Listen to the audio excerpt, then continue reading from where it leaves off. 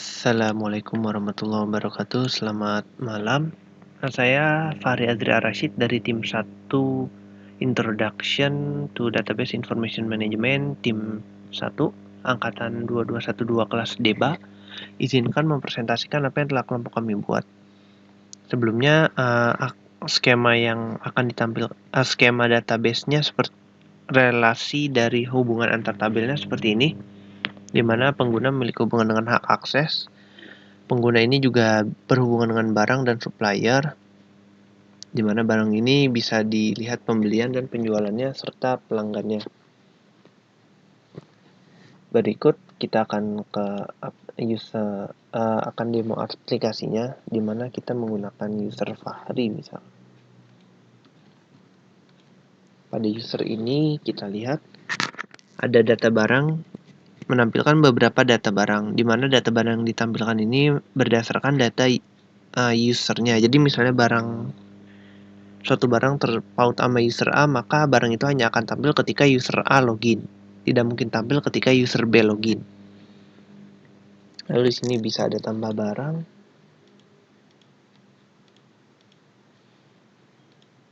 Dan hasilnya bisa dilihat di sini. Dan ini juga bisa diedit.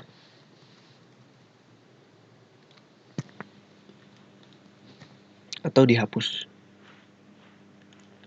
Oh iya, data yang tampil di sini bisa sesuai ketentuan ID akses yang ada pada user. Misalnya pada user Fahri, ID aksesnya 5. Maka dia bisa keseluruhan mulai dari create, read, update, dan delete.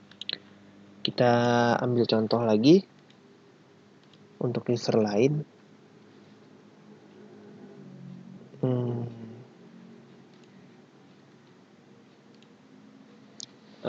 Dia hanya akan muncul satu karena memang barang ini hanya ada satu, di mana aksi yang muncul hanya update saja. Karena jika kita lihat pakai user ini, dia ID aksesnya 3, yang mana 3 itu hanya bisa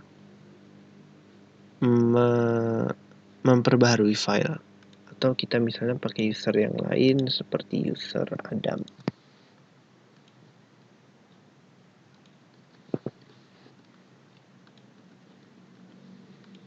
Di mana user Adam ini hanya satu dan dia tidak ada menghapus, menyunting, atau menambahkan karena memang usernya hanya untuk membaca saja.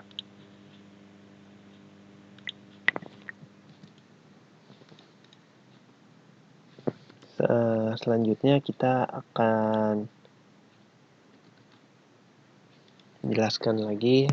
Ini kalkulasi keuntungannya, di mana kalkulasi keuntungan ini dihitung berdasarkan dari barang yang dibeli dan dijual. Contohnya ini meja kaki 1, di mana kita membelinya 1 dan menjualnya 1. Nanti selisih daripada harga beli harga jual ini yang akan ditentukan apakah dia merupakan keuntungan atau kerugian.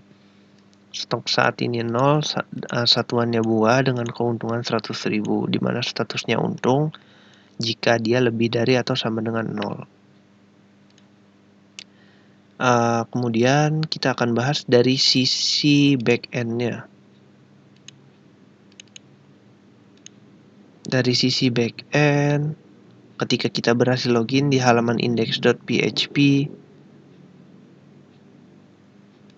maka kita akan tampil pada halaman indeks. Halaman indeks ini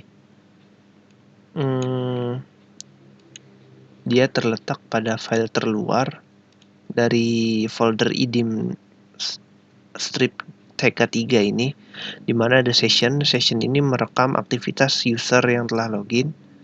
Jika belum login maka tidak ada aksi apa-apa, dan jika sudah login maka session akan direkam. Kemudian file ini memerlukan proses .panggil php.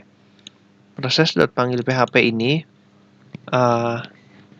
berguna untuk sebagai file yang menghubungkan, yang memanggil file lain. Dua file lainnya itu file koneksi dan file proses CRUD ini. Proses koneksi ini, koneksi ini merupakan file yang menghubungkan antara database dengan aplikasi. Dimana jika kita lihat di sini ada nama database, hostnya, user, dan passwordnya. Dimana kelompok kami pada kali ini menggunakan konsep PDO dalam aplikasi ini. Lalu di sini ada proses CRUD, di mana proses CRUD ini sendiri merupakan kelas yang menjalankan proses bisnis, atau jika kita meminjam istilah framework, kelas proses CRUD ini merupakan controllernya untuk menjalankan proses bisnis. Misalnya tadi di sini ada tampil data, di mana tampil data ini dipanggil dari proses. Proses ini dari panggil PHP, di mana panggil PHP ini ada di proses. Dari sini variabel proses yang diinstansiasi dari kelas proses CRUD, di mana kelas proses CRUD ini ada di file processcrud.php. Dia memanggil tadi namanya tampil data barang. Tampil data barang di sini dengan parameter tabel dan user ID-nya, yang mana akan menampilkan data, seluruh data barang dengan sesuai dengan ID penggunanya yang sedang login saat ini. Kemudian jika menghapus, kita lihat dia akan memanggil ke di sini ada logic, di mana sepotong logic ini yang akan memunculkan tombol hapus atau update atau tambah berdasarkan ID akses si user yang login ini. Misalnya kita mau edit, maka dia akan mengarah ke edit.php, di mana edit.php ini di sini tidak jauh berbeda, di mana nanti ketika memproses akan diproses seperti ini, memanggil file CRUD. CRUD ini berfungsi untuk menangkap proses yang dilakukan pada form edit ini, di mana metodenya post itu bisa dilihat di sini. Di sini kan kita lihat aksinya sama dengan edit barang, maka dia akan ke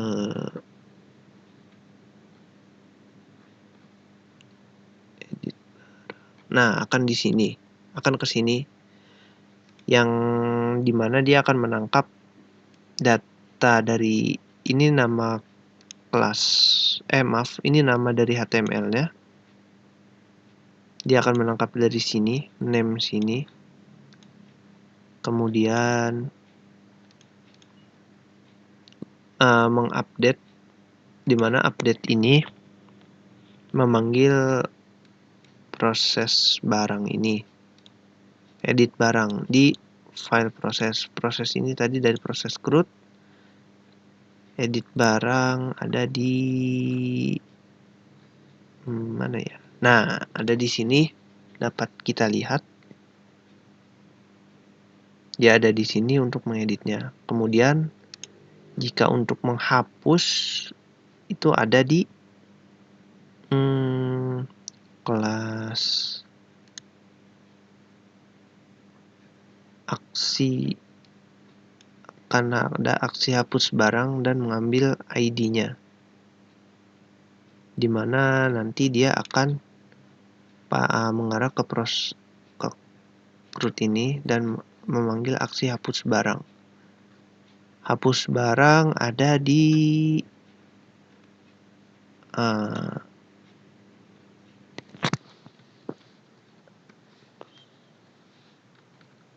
ada di sini,